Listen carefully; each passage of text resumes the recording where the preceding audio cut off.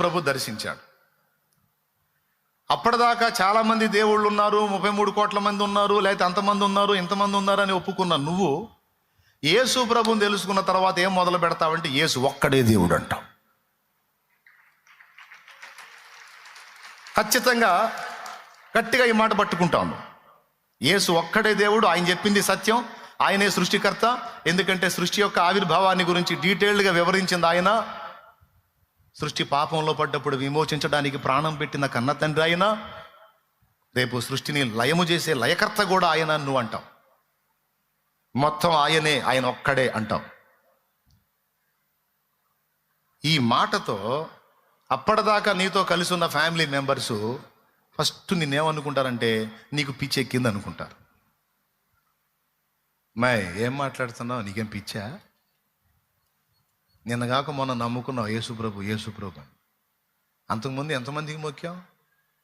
ఇప్పుడేం కొత్తగా వచ్చి యేసు ఒక్కడే అంటున్నావు అంటే అప్పటిదాకా ఇప్పుడు మనం మొక్కినే పిచ్చా? పిచ్చి బట్టి చేసామా? నోర్మల్ అట్లా అనకూడదు. ఇప్పుడు మేము ఉన్నాం, యేసుప్రభు కూడా ఒక దేవుడని ఒప్పుకుంటాం, యేసుప్రభు కూడా ఒక దేవుడని ఒప్పుకుంటాం. కానీ మీరు యేసుప్రభు ఒక్కడే దేవుడని నొక్కుతున్నారు. ఆటోమేటిక్గా ఫ్యామిలీలోనే గొడవ స్టార్ట్ అయింది.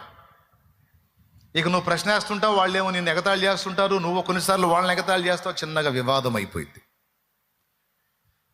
ఈ దేవుడు అనే సమస్య దగ్గర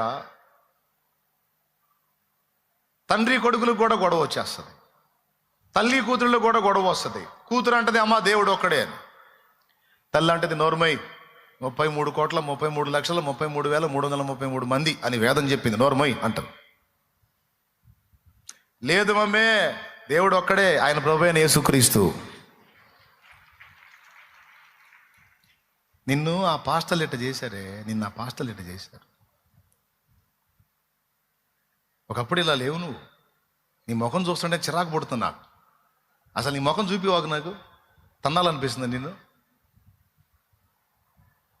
ఎందుకంటే మిగిలిన ఏ విషయాల్లో అయినా వివాదం వస్తే అందరి హృదయాలు రాజీ పడతాయి, కానీ దేవుడు అనే విషయం సెన్సిటివ్ పాయింట్, అందరి హృదయాలకు సంబంధించిన విషయం.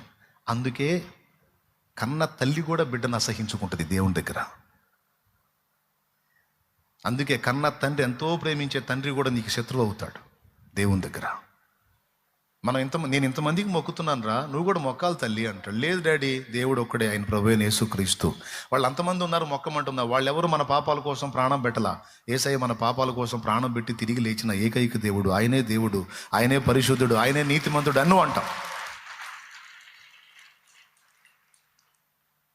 మరి ఆయన హృదయం ఏమో తాను సేవించిన వాటి మీద ఉంది, అది సెన్సిటివ్, సున్నితంగా. కూతురేమో సత్యం తెలుసుకుంది. ఇప్పుడు ఈ సత్యం ఏం చేసింది? తండ్రి కూతురికి తగాద పెట్టింది. అంతకుముందు ఉన్న సమాధానం ఇప్పుడు ఏమైంది? ఖడ్గంగా మారింది. అది యేసయ్య చెప్పింది. భూమి మీద నేను ఖడ్గమునే పంపవచ్చి తిని కానీ సమాధానమును పంపరాలేదు అంటే